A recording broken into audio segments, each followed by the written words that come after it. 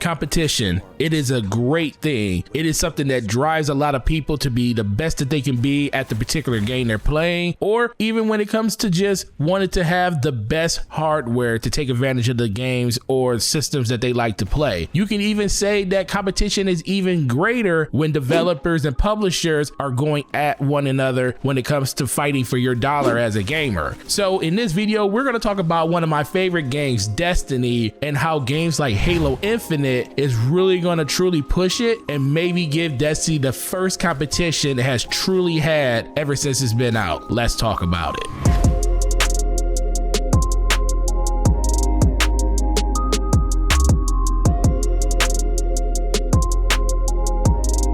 What is going on, guys? It is your boy Forte, and I am truly happy to have you guys checking out this video. While you're here, please hit the like button, hit the sub button, make sure you follow the channel and hit the notification bell. It's gonna let you know the next time one of my videos go live. Now, enough with that. I know what you guys are probably saying. Yo, Forte, Destiny has always had some form of competition when it comes to other games. See games like Division 1 and 2, see games like Anthem, see games like Outriders, and you might be right on a couple of those games, but the biggest problem is Bungie, in my opinion, felt like they didn't have anything to worry about because they were kind of the stewards of what this type of game is when it comes to this looter shooter platform that a lot of us love and endure to this day. Those other games definitely had a lot of the same components, but they didn't have that long lasting appeal compared to games like Destiny. You know, consistent updates. As much as we criticize Bungie for not doing a great enough job of having consistent content in the game in the early parts of it, they have done a tremendous job to make sure that there is always something going on in the game, especially over the last few years. Contrast this with probably its biggest competitor, Division. They have done a lot of good things too, but the consistency hasn't been there. Yes, they have dropped major DLCs and stuff like that, but I just think that Destiny over the course of its 7-year lifespan has done more to kind of entice gamers to stay inside that ecosystem. Plus, I feel like people love the name of Bungie. They feel like that Bungie has one of those pedigrees when it comes to a first-person shooter. And then let's just be for real. People know the lineage. They know Halo is part of the DNA of Bungie, even knowing a lot of those people have left and gone, and some of them are over at 343. But this is the first time that I truly believe in my heart that Destiny does have some type of form of competition, mostly due to the multiplayer side of Halo Infinite. I think Halo Infinite is going to probably pull a lot of people away from Destiny. People really fell in love with Destiny for the gunplay, the mechanics, the overall strategy of playing with your friends and everything. And I think that's something that Halo can definitely bring back in spades. Now, this all really truly depends on what 343 does with the game. And I know a lot of people truly don't trust them with the Halo brand, but they have made some strides over the course of the last generation to make Halo a actual great competent shooter. Everything from getting community feedback when it comes to the way the balancing in the game works, which is something Destiny does as well. I just like the solid foundation that it looks like Halo Infinite is going to start off on when it comes to the multiplayer in particular. We haven't seen anything around the single player just yet. Now, the one thing that I'm truly interested in is the customization point of the game. You'll be able to get skins, you'll be able to get different armor pieces.